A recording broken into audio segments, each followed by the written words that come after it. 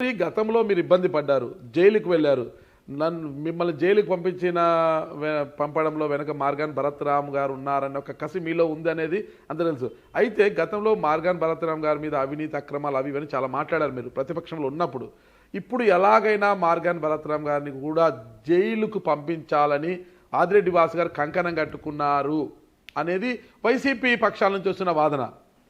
అలాంటి ఆలోచన ఉందా మీకు? జైలుకి పంపించడమే అన్నిటికీ శాశ్వత పరిష్కారం అవ్వదన్న. తప్పు చేసిన తర్వాత చట్టం దాని పని చేసుకెళ్తున్నప్పుడు అది జైలా ఇంకే ఇతర రూపాన అన్నది తర్వాత అంశం.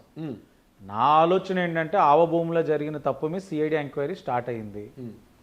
అలాగే నగరంలో అనేకమైన కార్యక్రమాలు, కాంట్రాక్ట్లు ఇవన్నీ కూడా నాణ్యత లేకుండా జరిగినాయి. విజిలెన్స్లో ఆల్రెడీ ఎంక్వైరీ కూడా నడుస్తూ ఉంది. నిన్న మొన్న చూశాను కొన్ని వర్క్స్ కూడా అతనికి సంబంధించిన వ్యక్తులే చాలా లో క్వాలిటీతో చేసినాయి. అతని ఇంటి పేరుతో ఉన్న కాంట్రాక్టర్ కూడా నేను చూశాను. మన ప్రజలకి జవాబుదారంగా ఉండాల్సిన పరిస్థితుల్లో ప్రజల యొక్క సొమ్ముని దోచేసి కమిషన్లు కక్కుర్తిపడి చేసే కార్యక్రమానికి ఎప్పటికైనా సరే సమాధానం చెప్పుకోవాలి. ఇదే నా ఆలోచన. చూపించారు మన ప్రయాణంలో, మన ఇంటర్వ్యూ చూపించారు.